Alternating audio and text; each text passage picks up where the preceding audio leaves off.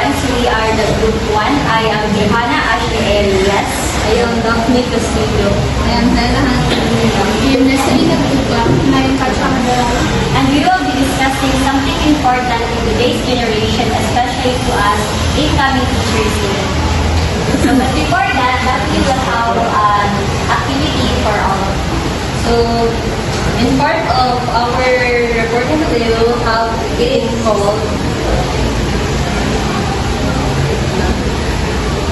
so playing called Nuggets Code. I will be calling 5 or 4 students to select an answer, a correct answer, the best answer here from the definition that was given in the screen.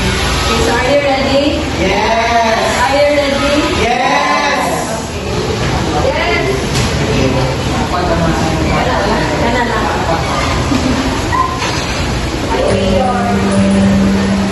For the first question, which of the following sets correctly identifies all 4 of the 4 C's of 21st century skills?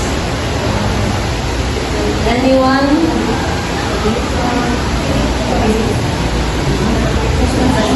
Okay, so we will have our last man standing game for us everyone.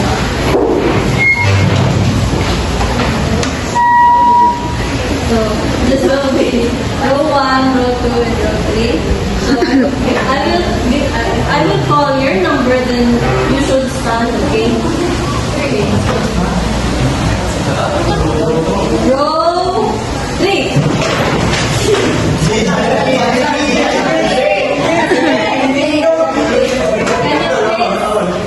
Can you please come here in front and answer?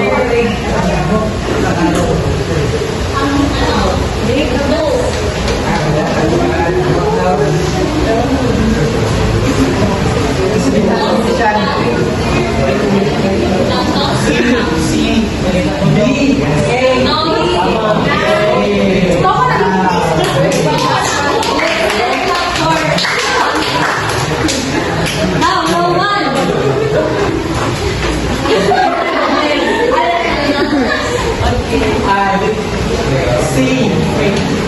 Ability to look at problems in a new way and make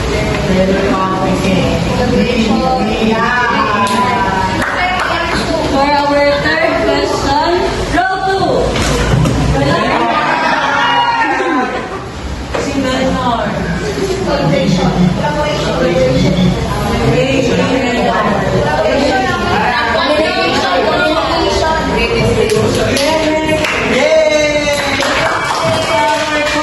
Question, row 3.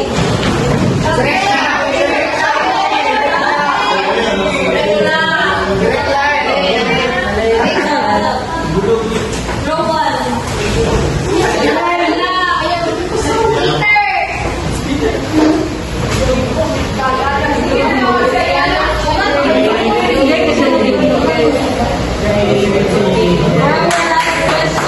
row 2.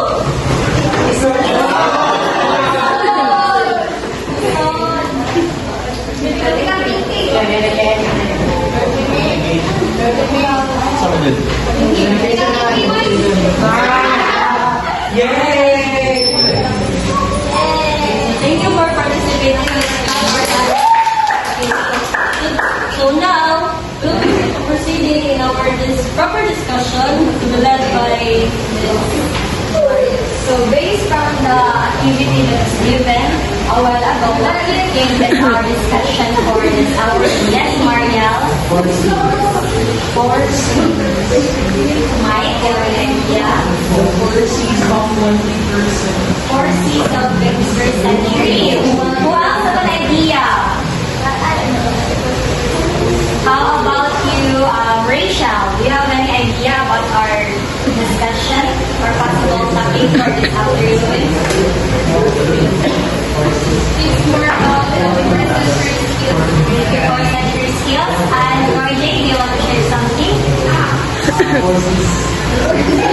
4 C's. Okay, let's see if your answers are correct.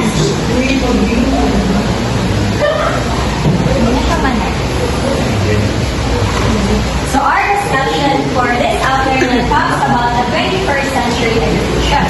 So as we all know that we are now in the 21st century education, am I So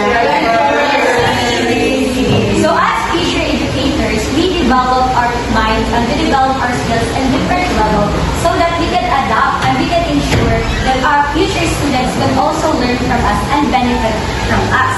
With that, let us first know that let us first analyze or read the modular learning outcomes. Can you read number 1, Ms. Sabiono? Church of the 21st century and So in this discussion or in this module, you will know the features of the 21st century that will help you to be an efficient teacher.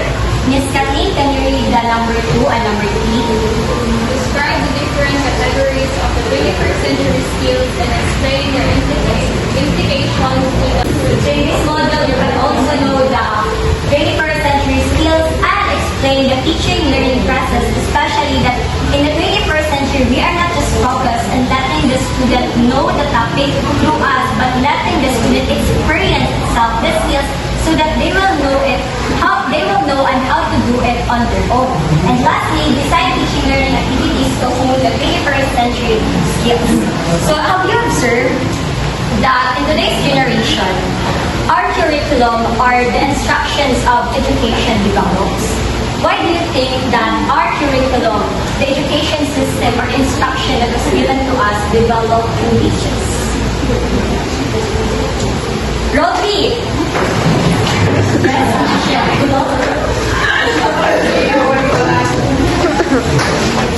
What do you think, what are your ideas why the curriculum, education system, and the instructions in today's generation developed?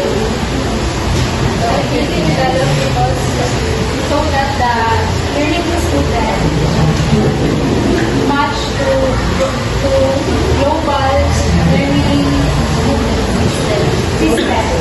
Okay, thank you.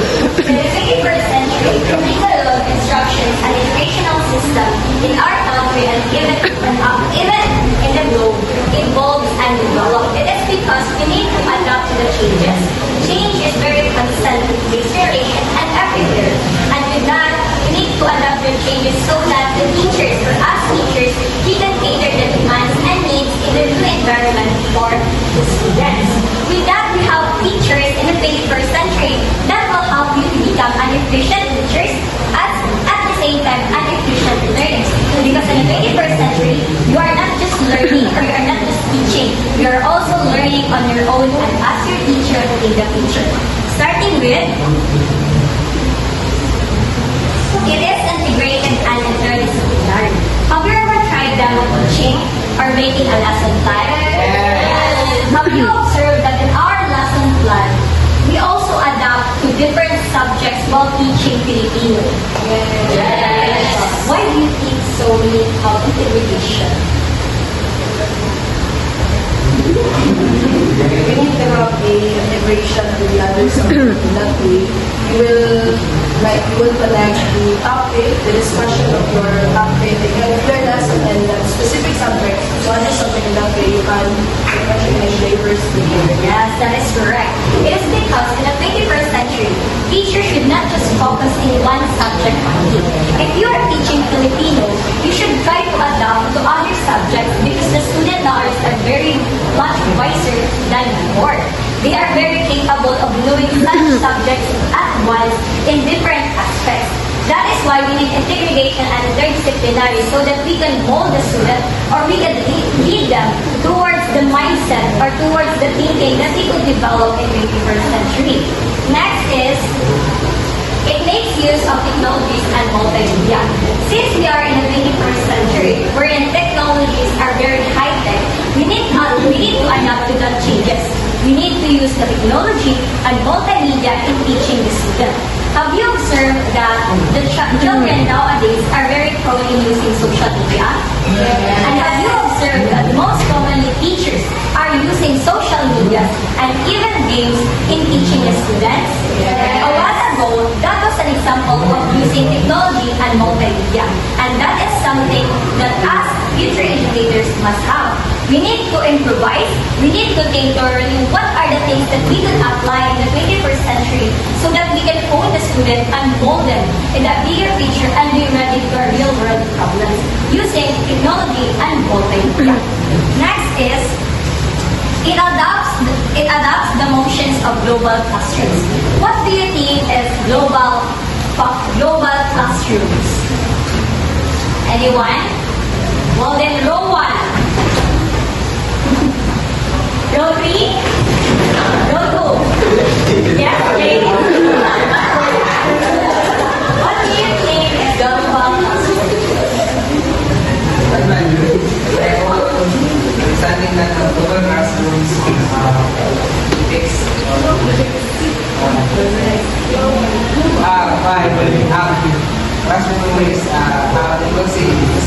Inclusivity, yes, that is correct. Because in today's generation, in the 21st century, there are a lot of students in one classroom. Imagine in one classroom you are going to teach a grade 8 years old and then 9 years old, and then you will also have some students that has disabilities or has impairment. How could you able to let them learn from you, or how could you able to make use of the classroom diverse and inclusive? In the 21st century, you are not just teaching them to be a better person, to become a better person that would understand the different things that needed to be solved in a society. You also have to teach them on how to accept and be inclusive to different people. Because as teachers, in the classroom, it is our second home. It is the second home of the student. And we are both, and we are responsible in teaching them manners and molding them to become the better and to become someone that is prepared for real-world problems. And in a global classroom, you need to make sure that all your learnings and the way you teach them is inclusive and diverse. Next is, it requires creating of adapting to personal and social change and lifelong learning. We all know that learning is lifelong. Because if you are going to learn from the age of 1 up to now and in the future, you are still learning. You are still figuring out what you want. You are still figuring out the things that you need to do. Figuring out the things that will make you you and to make you realize that, oh, this is really my path. And that is something that you as teachers should do for your students also. You are not just teaching them the subject. You are preparing them for bigger future. You are preparing them for a real world situation. That is why the next feature is, it is a student-centered. Because you are not letting them learn from you only. You're letting them learn through themselves. Why? You should ask them. You should let them solve the situation. You should let them figure out things that they must know. Because if you spoon feed them, then they are just learning from the box. They cannot outgrow from the box, nor they cannot think properly what are the things that you should improve, you should enhance in yourself. Because we are teaching them in just one box by providing them all the things that they need to do. Let the student also learn outside the box, think outside the box. And that is something that we learn from John Dewey. What is it? Rodo. Yes, Ms. Christine, you can see that Rodo. Learning by doing, which is very essential in the 21st century.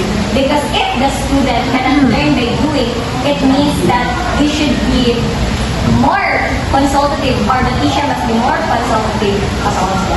Next feature is, it promotes the 21st century skills. So do you have any idea what are the 21st century skills?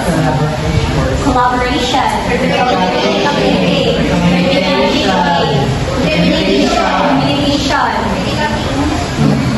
and many more that will be discussed later by my mates. But rest assured that the 21st century skills are very needed because that is essential in order for us teachers, in order for our students to survive in the real world problems or a real world situation. Next is, it is a project and research driven. So have you already tackled the research based, project based? Or so Leonard, can you explain what is project based? Project based. ways can be done in a short period of time, which this research base can be done longer. Yes, that is correct. In the 21st century, most commonly, students are being molded in doing project-based and research-based. Why? Because in order for them to survive in the real world, they need to know how to analyze, they need to know how to solve and find solutions to problems that they are making in project-based or research-based. Next is, it is relevant, rigorous, and real world. Like what I said a while ago, in the 21st century, you are not just holding or making the student be more efficient in the subject. You are preparing them for a bigger picture. Because as you observe, even to us right now, that despite the fact that we learned something before, we are not yet prepared for what the future holds. I am right? You already know what your future is. I've already figured out what could be your future, what path you're going to take. Yes or no? Yes. No. And that is something that we should help, and we should help our students by leading them and preparing them for what the future and what the real world could offer. And that concludes the teacher of the 21st century. Now let us proceed to the skills that you need to acquire and you also need to share with your students. So good afternoon once again. So today I will be discussing of what is 21st century skills. So in the simpler terms, 21st century skills are the skills that we need to own as teachers or as students today for us to be prepared in a global situation or in a real-life situation. This is not just limited in academic teachings like science, math, yung mga basics lang, but it also involves what are the characteristics or capabilities that needed here in our world. Okay, so we have the forces that, as we all know, kanina, battle na, wala na to, is critical thinking, which is you are able to follow steps, you're able to solve problems creatively, and also you're thinking outside of the box. Ganyan ang critical thinking. Second is creativity. You are not just limited in one strategy, but also you are, just like what I said, you are thinking outside of the box also. You are not just limited in one design or one structure, but also in others exploring. Third is collaboration. You have the ability to collaborate with others. You are effective in teamwork. You found yourself frequently succeed in a group of people.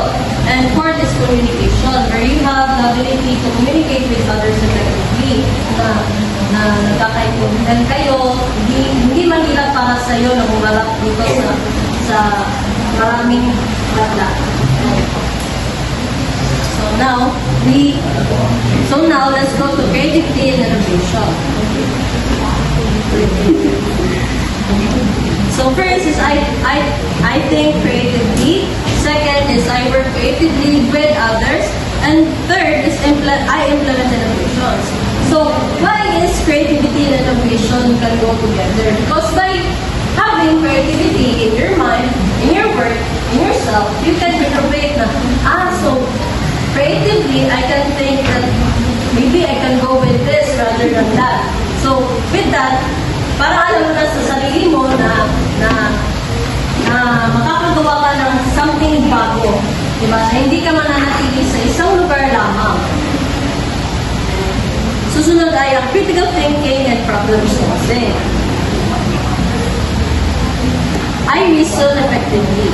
Second, I use system thinking. Kung sinabi natin system thinking, ito yung mga pinangtagpi ng mga ideya. Kung saan hindi mo ilalahat ang lahat ng isang kaalaman, kundi pinag-iisa-isa mo para mas maintindihan mo. Kumbaga, steps by steps. Third is, I make judgments and decisions. So, by critical thinking and problem solving, we are able to make judgments because yun nga, nagawa natin pagtagpi sabihin yung mga ideya at siyempre makapag-conclude na tayo ng decision. And fourth ay solve problems. So with critical thinking, you will have problem solving. Next is Now, let's proceed to communication and collaboration. so Mr. Gabriel Mapilio, any thoughts about communication and collaboration?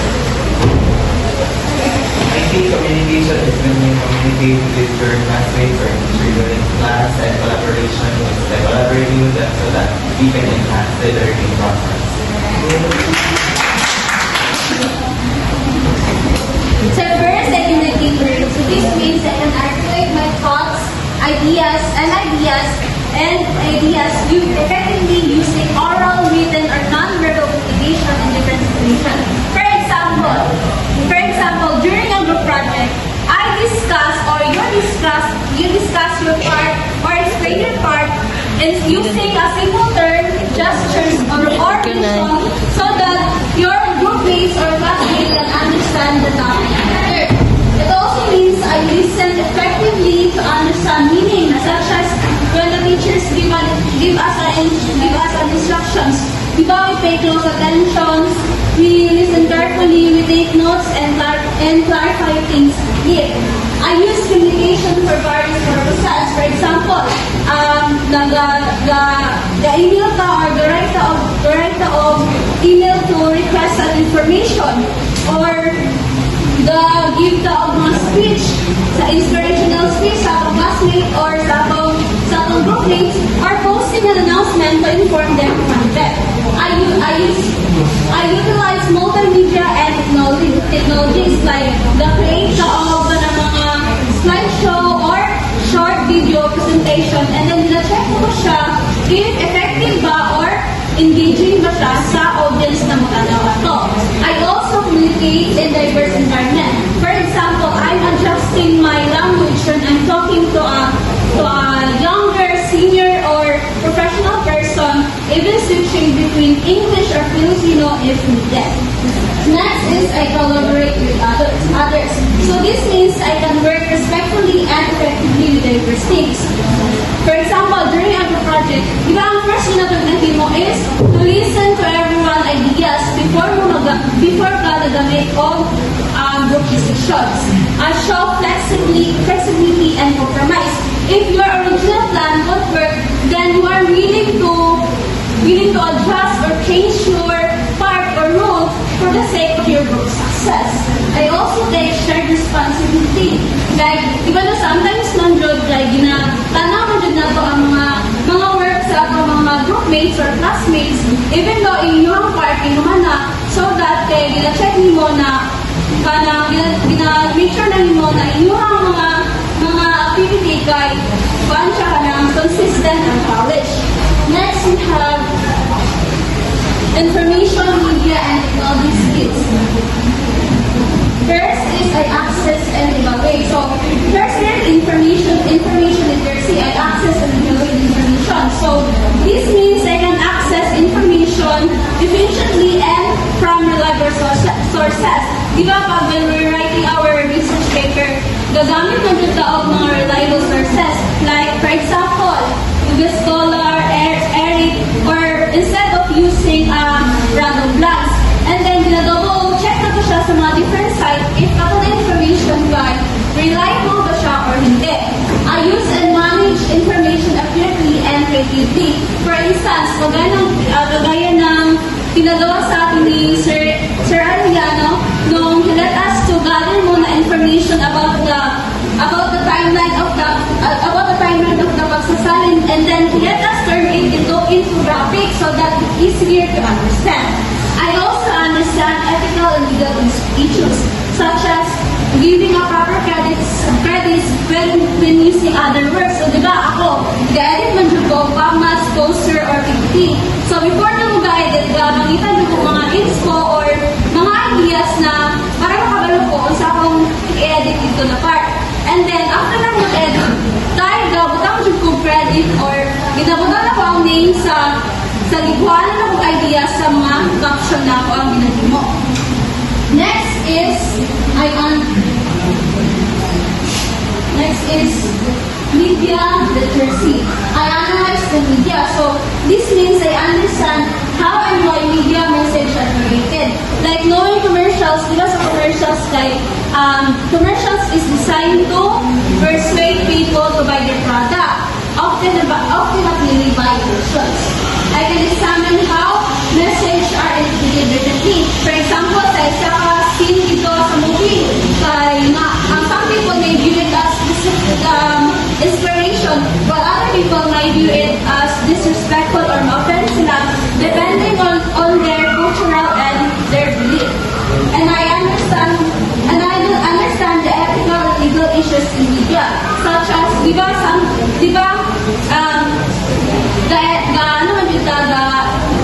man dito o share sa mga copyrighted na mga movies or videos without the permission of the rightful owner. I create media products. So lastly, I create media products. So this means I can understand and use the most appropriate media creating tools, characteristic and convention. For example, using Canva or Photoshop. So kung dahil sinabi ko kanina, nag-edit na job ko o mga pagmas, poster, or PPT. So doon pa lang sa pag-edit na yun, I follow a good layout and the design principles. It also means I can effectively use the right expression and interpretation in diverse multicultural environment. For example, sa social media, nag-demo ka o ng social media campaign. So, sa loob pa na o sa nilalangan pa ng social media campaign mo, nagagamit na ka o mga simple terms and cultural sensitive na mga image, words, or photos so that the mga lahi-lahi na mga audience can relate to it.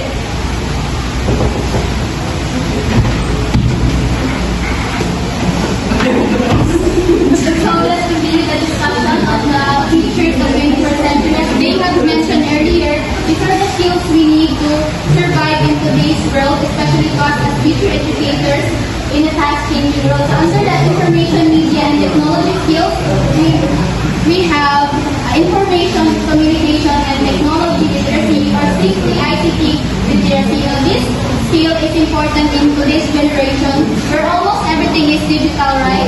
Everything is digital in today's generation. So,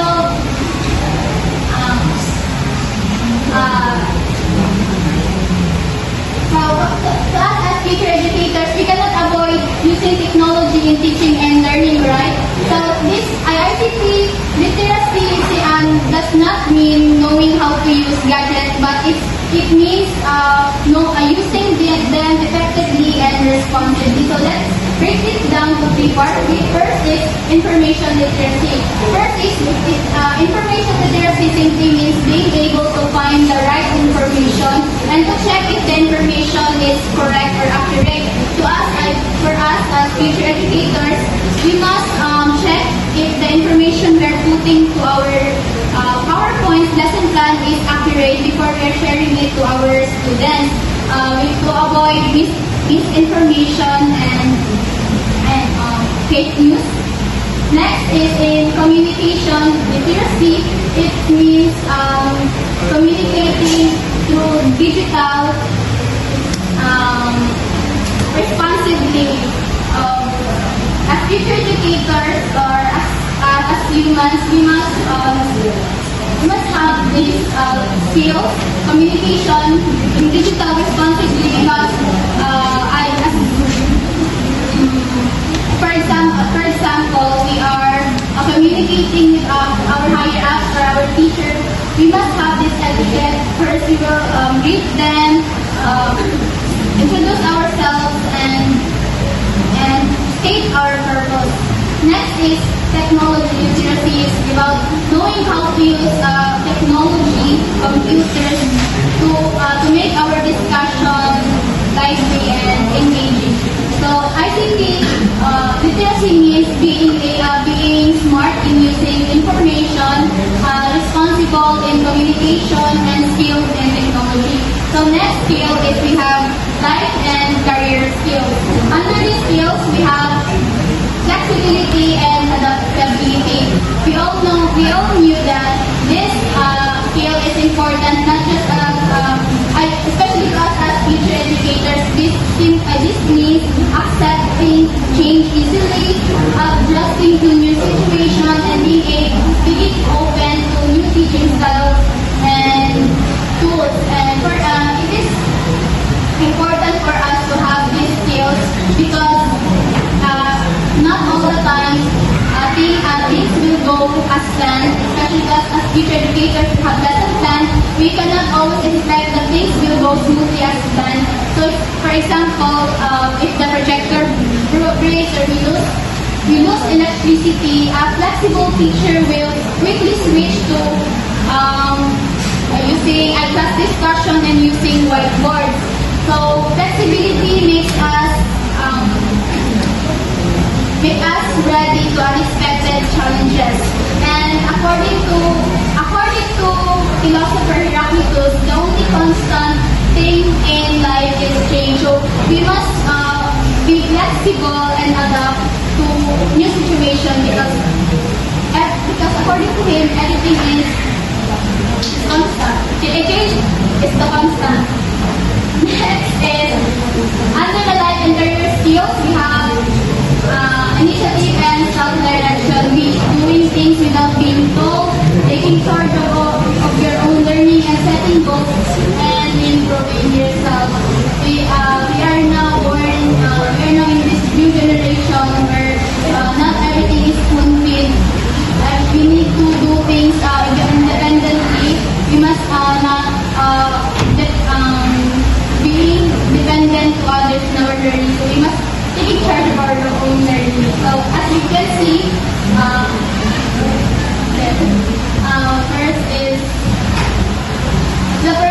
flexibility, adaptability, initiative, and self-direction are important skills in today's century. So the next one will be continued learning. So good afternoon, everyone. So now let's move on to our next topic. So in today's modern era, it is not enough to have technical knowledge alone. It is also important to possess social, cultural, and leadership skills to be effective in any field. So today I will be discussing the social and cross-cultural skills, productivity and accountability, and leadership and responsibility. So now let's begin with social and cross-cultural skills. So these skills are about interacting well with people from different backgrounds and working effectively in diverse environments. So this is important in today's world where people are more global and interconnected. So where is I interact effectively with others? So you know how to listen at the right time and speak when necessary to ensure good communication. And you can maintain professionalism and politeness to earn respect and trust of others. Next is I work effectively in diverse teams. So you know how to, you can respect cultural differences and work well with people from different backgrounds. You keep an open mind to various ideas and values, and you can use these differences as inspiration to generate new ideas and improve the quality of work. And next is productivity. Next is productivity and accountability. So this focuses on being productive, delivering quality of time, and delivering quality of work, managing time and budgets, and taking responsibility for your work. First is I manage projects. So you know how to set and accomplish goals even when you face with challenges or pressure. You can plan, prioritize, and manage time and tasks to achieve the desired objective. Next is a to-do result. So you can demonstrate habits and skills to contribute to producing high-quality outcomes, such as working effectively and ethically, managing time and projects effectively, multitasking, active participation, being reliable and arriving on time, and presenting yourself professionally and working professionally and behaving appropriately, and also collaborating in cooperating with the team, respect diversity among group members, and accepting and being accountable for the results. Next is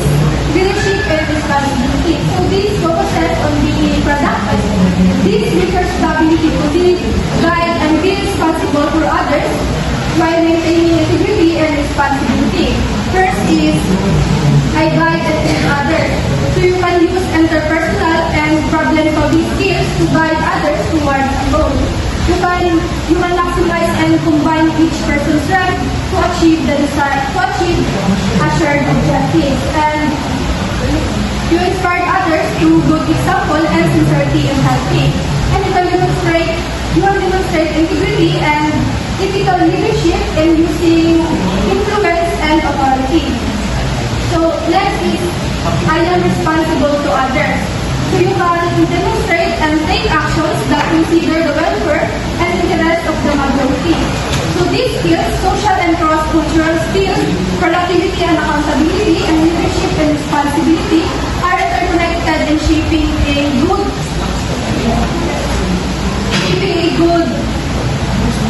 an effective and responsible individual and field. So social and cross-cultural skills are essential by building a strong communication and collaboration, especially among people with diverse cultures. And the productivity and accountability emphasize efficiency and responsibility in accomplishing a task, while leadership and responsibility refers to the ability to lead, guide, and be responsible for the benefits of others and the community. So in summary, these three skills serve as a foundation for success in both professional work and social interaction. That's all. Sum up our discussion about the 21st century education that focuses on the features of the